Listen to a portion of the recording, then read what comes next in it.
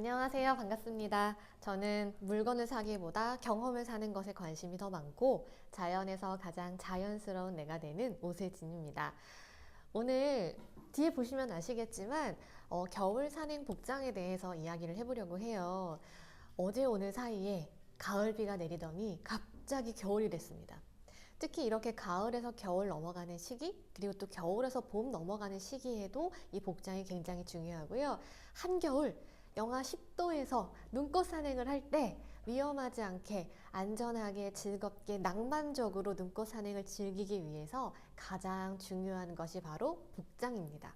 그래서인지 저에게도 저 다음 달에 한라산 처음 올라가는데 눈을 보러 올라가요. 옷을 어떻게 입으면 되나요? 혹은 작가님이 입은 자켓 어떤 건가요? 옷을 어떻게 겹쳐 입어야 될지 모르겠어요. 라는 질문을 주신 분들이 많으셨어요. 그래서 물론 산행을 오래 하시고 이런 레이어링, 겹쳐 입기에 대해서 잘 아시는 분들도 계시겠지만 자연의 빠지다를 통해서 등산을 처음 접하고 산행을 하고 있고 올 겨울 첫 겨울 산행을 준비한다는 또 새로운 마루님들이 계시기 때문에 이미 이 관련된 영상들이 상당히 좋은 자료들이 많이 있지만 우리 자연에 빠지다에서도 마루님들을 위한 영상을 만들고 싶어서 이렇게 자리하게 됐습니다. 오늘 겨울 산행에 대해서 제가 말씀드리고 싶은 부분은 레이어링, 겹쳐 입기고요. 바로 3스텝으로 준비가 되어 있는데 이게 법칙이다 라기보다는 이 상황에서 나는 몸에 열이 많은 편이야 혹은 나는 추위를 많이 타는 편이야에 따라서 플러스 마이너스 2스텝도 가능하고 4스텝, 5스텝으로 겹쳐 입기도 가능하다. 나에게 맞는 보일러를 미세하게 조절해서 온도를 조절하는 것처럼 내 체온을 조절하기 위해서 옷을 입었다 벗었다 부지런히 반복해서 할 필요가 있다라는 말씀을 드리고 싶어요. 흔히 3스텝이라고 했을 때 제가 이제 뒤에 옷을 준비해 봤습니다. 베이스 레이어, 미드 레이어, 그리고 프로텍션 레이어 혹은 아우터 레이어라고도 하는데 이 세 가지 스텝을 기억을 하시면 되고요. 베이스 레이어는 여기 걸려있는 이러한 형태, 얇긴 하지만 몸에 잘 밀착이 돼요. 그래서 가장 내 피부에 제일 먼저 닿는 옷이라고 보시면 되는데 이 베이스 레이어의 경우에는 속건성과 흡습성 그리고 통기성이 굉장히 중요합니다. 통기성이라고 하는 것은 몸에서 땀이 발생했을 때 이 땀을 잘 흡수하고 땀에서 흡수된 그 수증기를 잘 발산시키는 역할인데요. 아무래도 피부 가장 안쪽에 맞닿아 있는 옷이기 때문에 이 옷이 계속 땀을 머금고 있는다면 찬바람이 불었을 때 체온 손실이 굉장히 커지게 되고 또 하나는 좀 쾌적하지 못한 상태에서의 산행을 또 지속해야 하고 가장 안쪽에 있는 옷이 계속 젖어 있기 때문에 아무래도 저체온이 올 확률이 높아지기 때문에 가장 베이스 소재, 베이스 레이어의 경우에는 이 속건성, 흡습, 통기성이 중요하다라는 걸 기억을 해주시면 좋겠고 맨 안쪽에 입는 옷은 헐렁한 옷보다는 이렇게 좀 몸에 잘 밀착되는 이런 의류를 입어주시면 좋습니다. 그래서 저는 작년 겨울 내내 이 소재의 옷을 많이 입었고요. 가장 안쪽에 입는 옷은 폴리에스터 소재를 또 많이 사용을 하고 있어요. 폴리에스터 소재 자체가 이런 흡습이나 속건성 이런 것들이 굉장히 뛰어난 소재이기 때문에 그런 것들을 잘 살펴서 옷을 입으시면 되고 이 베이스 레이어 다음으로 저는 보통 3스텝 했을 때는 이렇게 미드 레이어 인슐레이션 레이어라고도 하거든요. 근데 인슐레이션은 말 그대로 인슐레이션이 단열 보온 이런 뜻이 있잖아요. 그래서 몸의 체온을 보호해주는 역할을 해요. 크게 인슐레이션 레이어 두 가지가 있습니다. 이런 플리스 소재의 레이어 그리고 이런 구스 소재의 레이어가 있는데 저는 추위를 많이 타는 편이에요. 그래서 이 인슐레이션 레이어를 입기 전에 보통 4스텝으로 입거든요. 안쪽에 베이스 레이어를 입고 이런 집업 형태 플리스 소재의 보온성을 높여주는 이런 집업을 입고 이 위에 이런 경량 패딩을 입고 이 위에 아우터 레이어, 프로텍션 레이어를 입는 편입니다. 그래서 말씀드렸다시피 내가 뭐 추위를 많이 타거나 혹은 열이 많거나 이런 뭐 땀이 많거나 체질에 따라서 이 스텝은 뭐 2스텝 혹은 뭐 3, 4스텝 이렇게 조절이 가능하다라는 걸 다시 한번 기억해 주시면 좋을 것 같고요. 이런 플리스 소재의 의료는 이게 직물 자체가 가지고 있는 구조상 보온력, 공기층을 많이 머금을 수 있기 때문에 보온성이 뛰어나요. 그리고 어느 정도의 바람이 또 잘 통해서 베이스 레이어에서 배출된 수증기를 또 여기서도 마찬가지로 잘 배출해주는 그런 역할을 하기도 합니다.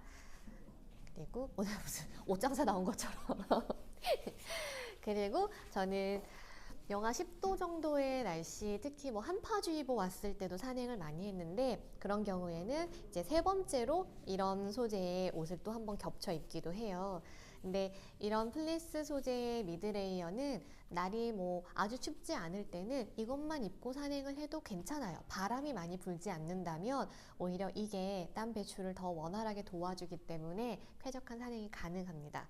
근데 이거 가지고 또 안 될 때도 있죠. 너무 춥다, 조금 더 보온성이 필요하다라고 했을 때는 이런 형태의 구스 경량 패딩이나 뭐 오리털 이런 것도 많이 입으시는데 요즘에는 동물을 보호하고 또 여러 가지 이런 털 소재가 뭐 눈이나 혹은 땀에 젖었을 때 또 제 기능을 발휘 못하기 때문에 합성 소재, 합성 충전재를 또 요즘엔 또 많이 선호하는 추세이기도 합니다. 그래서 합성 충전재 중에는 프리마로프트라는 소재가 많이 쓰이고 있는데 이 소재는 물을 흡수하지 않는 성질이 있기도 하고 가볍기도 하고 물빨래도 가능하고 보온성은 오리털과 비슷한 수준이기 때문에 그런 소재도 있다는 걸 기억해 주시고요. 자, 그 다음에 또 말씀드릴 게 바로 맨 마지막 아우터 레이어, 프로텍션 레이어라고도 합니다.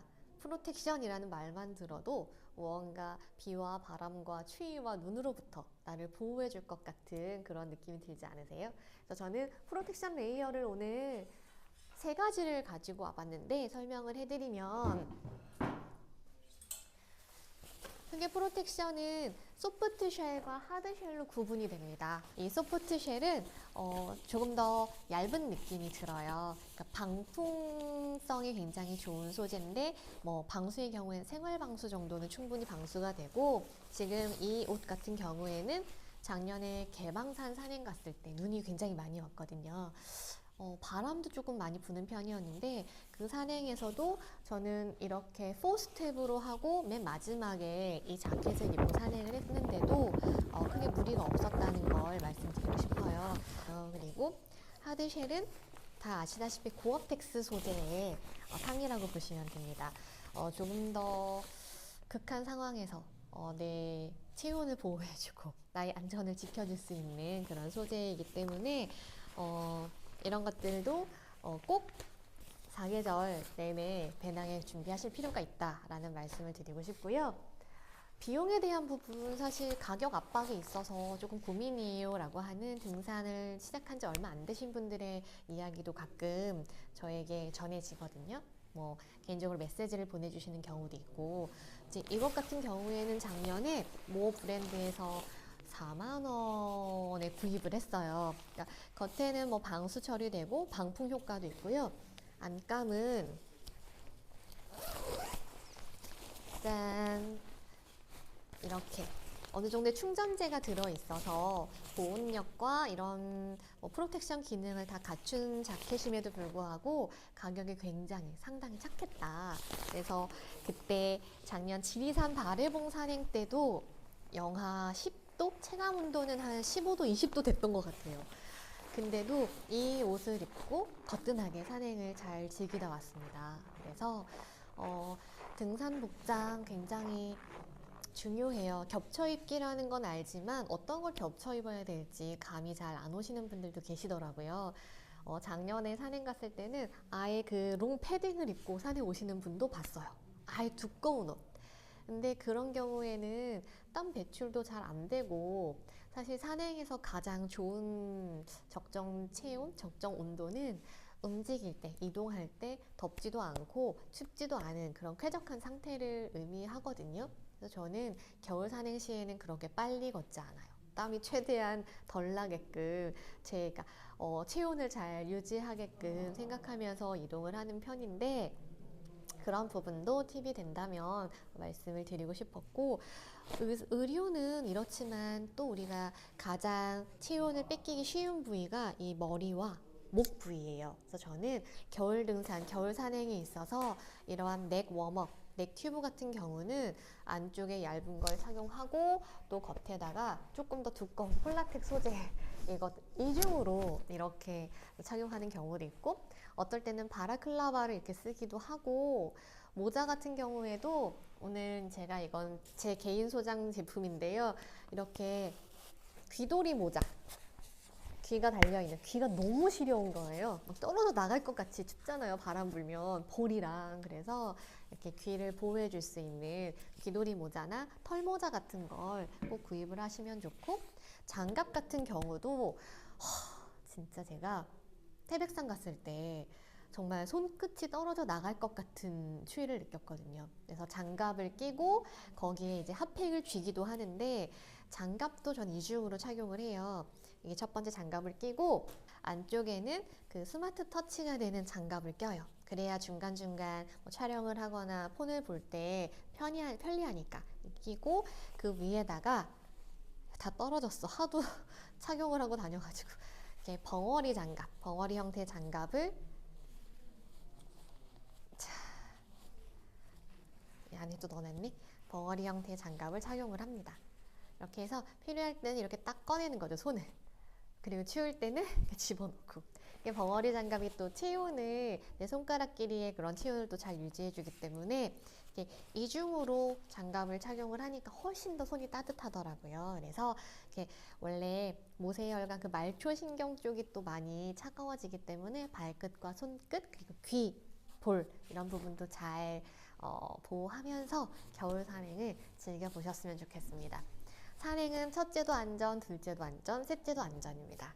겨울 산행에 있어서의 체온 잘 보호하시고, 3스텝, 베이스 레이어, 내 피부에 닿는 속건성과 흡습과 통기성이 좋은 소재의 의류를 선택할 것.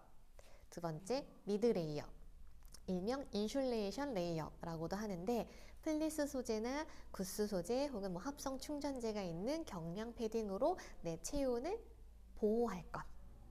세 번째는 보어텍스 소재나 혹은 뭐 소프트쉘 소재의 프로텍션 레이어입니다. 비와 바람 그리고 눈으로부터 나를 보호해주기도 하고, 또 안에 있는 체온도 잘 보호하면서 수증기 배출을 원활하게 도와주는 그런 의류를 착용을 하는 것.